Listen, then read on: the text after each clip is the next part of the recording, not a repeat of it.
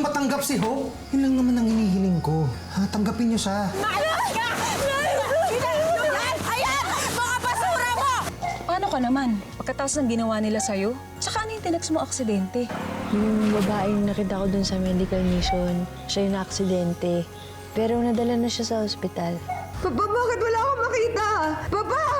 Hindi ba sinabi ko sa'yo na umalis ka na dito? Bakit pa hindi ka pa lumipat ng ibang bayan, ibang barangay, o ng ibang planeta? Tingnan niyo! Meron ka na po! Ano nangyari dito?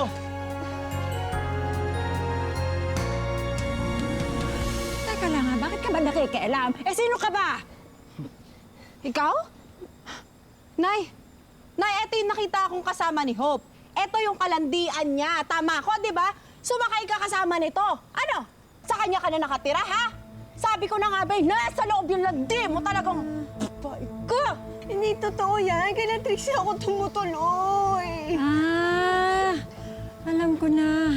Talagang hindi ka natatanggapin ni Jong sa bahay dahil sasabihin ko sa kanya na ikaw nakikita. Sabi tama na, di ba? Nay, wala po ginagawang masama, Nay. Eh, tama na po. Sino ka ba, ha? Pakilamero ka! Oo nga! Bakit mo pa kami pinapaalis dito, ha?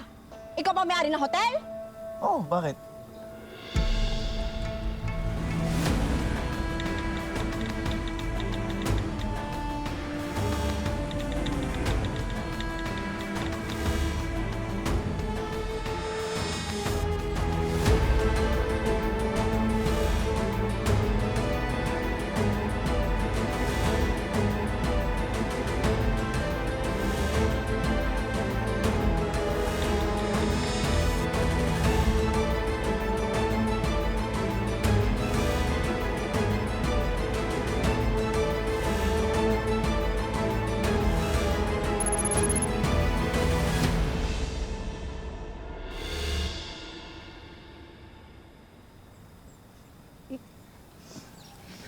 Ikaw ang may-ari?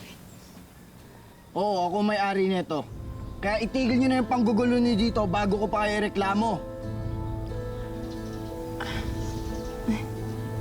Nay! Nay, tara na. Ikaw ba babae ka, ha? Hindi pa ako tapos Ano? Tatawag na ba ako?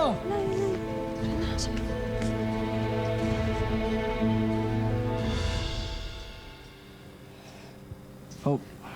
Sir. Sir, sorry po. Hindi ko po sinasadya na magdala ng gulo dito. Sorry po. Hindi mo kailangan mag-sorry. Wala kang kasalanan. Hindi mo naman gustong guluhin ka nila, di ba? Huwag kang mag-alala. Hanggat dito ka nagtatrabaho sa resort, paprotektahan kita. Paano po, sir, pag nasa labas siya? Baka abangan to ni Carnation sa kanto namin. Trixie, okay na. Sir, thank you po sa pagtulong niyo. Muna na po.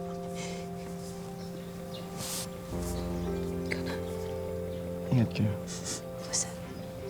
Ingat ka.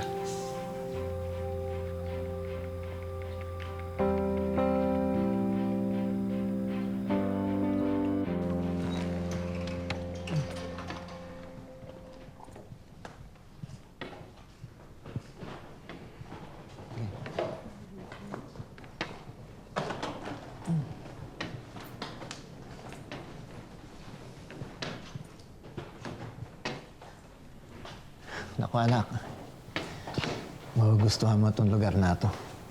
Buti nga pumayag yung mga doktor na hindi ka muna umuwi ng Manila nang makapahinga ka sa isang lugar na komportable ka. Alam mo dito, maasa akong habang nandito ka, sana bumalik ang paningin mo. At sa oras na bumalik yan, naku, napakagandang tanawin bubungad sa'yo dito sa resort na to. Siguradong gagaan ang pakiramdam mo. Hindi na po kayo dapat nag-abala pa. Okay na ako sa madilim na kwarto ko. Kasing dilim ng mundo ko. Kaya nga kita dinala dito para bumuti yung disposition mo. Para kahit paano, panatag ang kalooban ko. Kahit na hindi kita makasama. Sinasabi ko sa'yo, Bessie. Sure na sure ako. May gusto talaga sa'yo si Sir Ralph. Pinagtagol ka ng bonggang-bongga, oh. Diba? Eh, kahit naman sino nandun, tutulungan din niya. Parang naman hindi. Kung ako lang nandun, malamang hinayaan ako makulong nun. Siyempre hindi. Hindi naman niya hayaang mapahiya yung hotel. Tsaka responsibilidad niya kung ano mang masamang mangyari sa kabakuran ng hotel niya, di ba? Teka. Bakit ba ayaw mo isipin na may interest sa'yo yung tao kahit obvious naman na concern siya sa'yo? Sige. Sabihin na natin may gusto sa akin yung tao. Malamang na turn off na yun simula nung makita niya kung gaano kagulo yung pamilya ko. Huwag kang alega. Di mo naman tunay na pamilya yun. Tsaka hindi ka pwede i-judge niya kahit na sino base lang sa inasal nung nanay-nanayan mo at ng carnation na yun. Eh, hindi naman alam ni Sir Ralph yun. So kung ano mang sinabi niya kanina, hindi na ako magtataka kung iiwasan niya ako simula ngayon. Wish ko na lang talaga, Bessie, mahanap mo na yung tunay mong pamilya. Para nang sa ganun, may masaya ka na. Feeling ko, malaki igaganda ng buhay mo pag nakasama mo na sila. I'm sorry pa. Pero pwede niyo na akong iwan. And don't worry about me. Sandali lang naman ako mawawala, anak. Asikasuhin ko lang yung ospital na lilipatan mo at saka yung mga espesyalista ang titingin sa'yo. Pero dito, may nurse ka namang titingin sa'yo. At nag-request rin ako ng staff na mag-aasikaso sa mga pangangailangan mo. I'm okay. I'll be better left alone. Anak, paano yung mga gamot mo? Paano yung pagkain mo? Dayan, alam kong masakit na wala si Bianca sa'yo. Pero masakit din itong ginagawa mo sa akin. Eto na ako. Kaharap na kita. Pero hindi kita maramdaman. Buhay pa ako. Bumibitiw ka na. Wala na ba talaga akong halaga sa'yo, anak?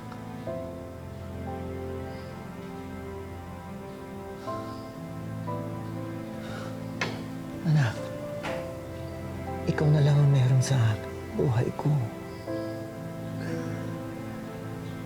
Don't let go. Kailangan din kita.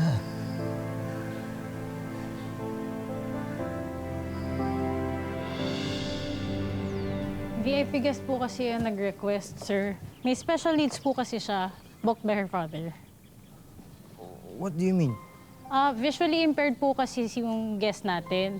So may nurse po na dadating dito, i-check siya. Pero kailangan pa rin po niya ng in-house staff na mag-check sa kanya to cater her every request, her every need. Yun. Can I recommend someone?